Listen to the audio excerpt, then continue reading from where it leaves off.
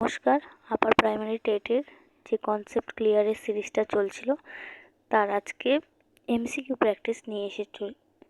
Growth and development যেটা আমরা চ্যাপ্টারটা কনসেপ্টগুলো ক্লিয়ার করেছিলাম তার কিছু এমসিকিউ সেট আছে এবং এরপরে আরও কিছু কনসেপ্ট ক্লিয়ার করার পর সেগুলোর এমসিকিউ নিয়ে চলে আসবো। তো দেখো আজকের এমসিকিউ সেটের প্রথম কোশ্চেনটা দেখো কি বলেছে। Development is a dash process, মানে বিকাশ একটি কী প্রক্রিয়া। দেখো এখানে অপশনগুলো কি আছে। কন্টিনিউয়াস মানে নিরবিচ্ছিন্ন, ডিসকন্টিনিউয়াস মানে বিচ্ছিন্ন, স্ট্যাটিক মানে স্থির, আর লিনিয়ার মানে রৈখিক। তাহলে আমরা যে ক্লিয়ার করেছিলাম কনসেপ্টে। এবার দেখো পরের ইয়েতে যাই।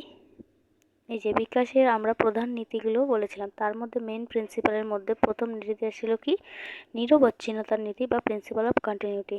মানে বলেছিলাম যে এই যে প্রসেসটা, যে শিশু যেটা চাইল্ডের ডেভেলপমেন্টে যেটা শুরু থেকে হামাগুড়ি দেওয়া থেকে হাঁটা থেকে শুরু করে দেন পরের প্রসেসগুলো যে চলতে থাকে, এগুলো কি হচ্ছে এইভাবে কন্টিনিউ চলছে।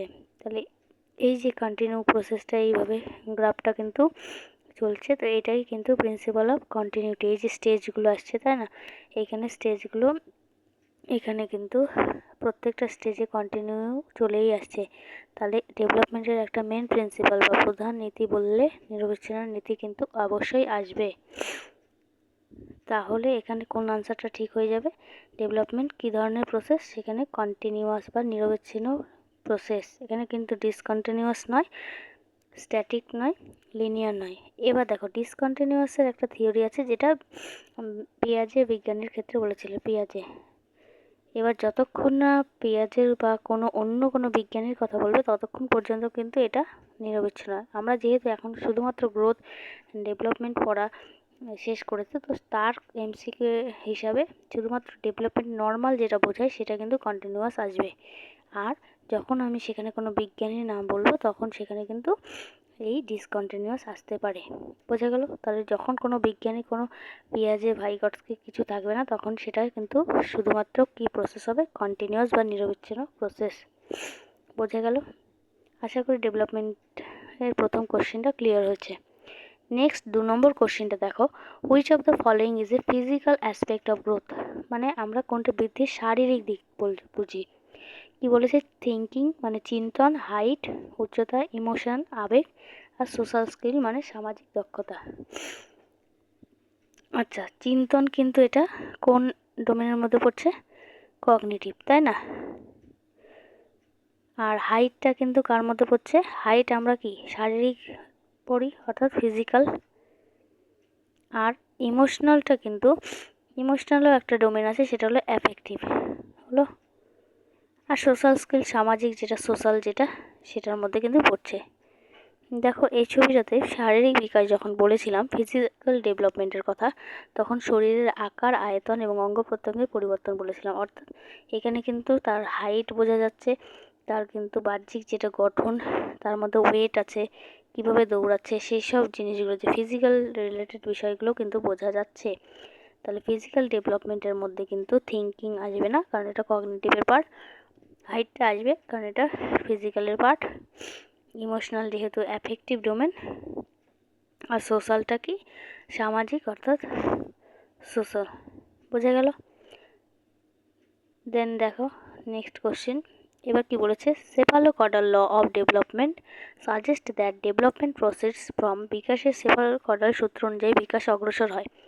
এবার এখানে দেখো অপশান কি বলেছে, সেন্টার টু এক্সট্রিমিটিস মানে কেন্দ্র থেকে প্রান্তের দিকে, হেড টু টো মাথা থেকে পায়ের আঙ্গুল পর্যন্ত, টো টু হেড পা থেকে মাথার দিকে, জেনারেল টু স্পেসিফিক সাধারণ থেকে বিশেষের দিকে। আচ্ছা, সেফালোকডালটা আলোচনা করার আগে ছবিটা দেখায়।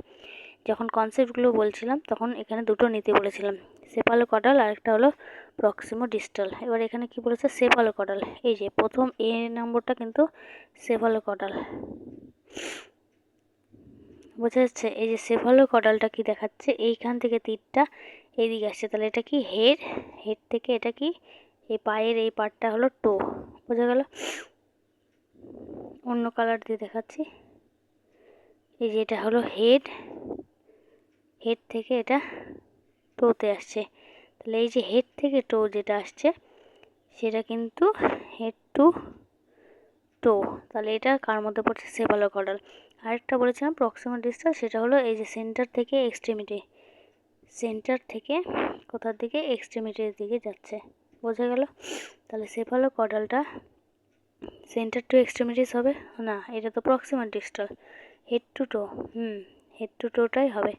টো টু হেড নয়, কারণ পা থেকে মাথার দিকে হয় না, আর সাধারণ থেকে স্পেসিফিক বা জেনারেল টু স্পেসিফিক এটা এর মধ্যে পড়ছে না। তাহলে এখন রাইট আনসার কোনটা? হেড টু টো, বোঝা গেল? নেক্সট দেখো, ক্রিটিক্যাল পিরিয়ড। আচ্ছা, ক্রিটিক্যাল পিরিয়ড বলতে ইন ডেভেলপমেন্ট, ক্রিটিক্যাল পিরিয়ডের ক্ষেত্রে কি বলেছে? বিকাশের কোনটা বোঝায়, কোন সময়টা বোঝায়? পিরিয়ড অফ স্লো গ্রোথ, ধীর বৃদ্ধির সময়। পিরিয়ড হয় specific stimuli have maximum effect, এমন একটা সময় যেখানে বিশেষ উদ্দীপনা সর্বাধিক প্রভাব ফেলে। দ্য পিরিয়ড আফটার অ্যাডোলেসেন্স, বয়ঃসন্ধির পরে। আর a period of no change, কোনো পরিবর্তন না হওয়ার সময়। এবার দেখো, ক্রিটিক্যাল পিরিয়ড বলতে শুধুমাত্র ধীর বৃদ্ধিতে এটা চলে না। ক্রিটিক্যাল মানে আমরা বুঝি যে এমন একটা সময় যেখানে বাচ্চা সেন্সিটিভ, অর্থাৎ এটাকে কিন্তু সেন্সিটিভ পিরিয়ডও বলা যায়। তো এই টাইমে বাচ্চা কিন্তু ল্যাঙ্গুয়েজ ডেভেলপমেন্ট হয়। তো অ্যাডোলেসেন্সে তো আসে না, নো চেঞ্জ, কোনো পরিবর্তন হয় না, এটাও হবে না। এবং স্লো গ্রোথ শুধুমাত্র বলতে পারি না। এক্স্যাক্ট অ্যান্সার যদি বলতে চাই, যে a period where specific stimuli have maximum effect, মানে যখন বিশেষ একটা উদ্দীপনা সর্বাধিক প্রভাব ফেলে তখন সেটাকে বলবো কি? ক্রিটিক্যাল পিরিয়ড, বোঝা গেল?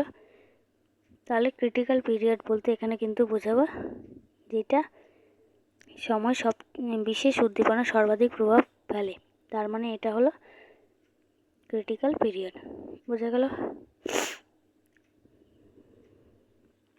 নেক্সট কোশ্চেনটা দেখো, nature versus nurture debate refers to, মানে প্রকৃতি বনাম প্রতিপালন। প্রকৃতি বনাম প্রতিপালনের ক্ষেত্রে কোন ডিবেটটা এখানে স্যাটিসফাই করছে? জেনেটিক্স অ্যান্ড এনভায়রনমেন্ট, বংশগতি এবং পরিবেশ। বিহেভিয়ার অ্যান্ড এথিক্স, আচরণ নীতিবিদ্যা।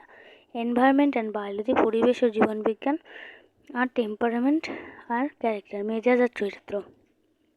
তাহলে এইটা বোঝার জন্য আরেকটা দেখো স্লাইড দেখাচ্ছি। এই যে আমি যখন বলেছিলাম মেন প্রিন্সিপালের মধ্যে একটা ছিল মিথস্ক্রিয়ার নীতি বা ইন্টারাকশন, সেখানে কিন্তু development equal to heredity into environment.